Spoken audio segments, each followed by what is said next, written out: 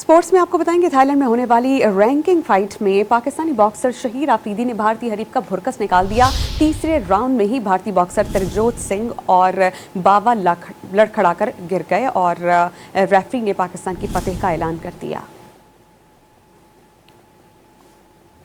हमारे साथ मौजूद है डॉन न्यूज़ के रिपोर्टर इमरान सदीक, उनसे जानते हैं। इमरान, फाइट का अहवाल बताइएगा।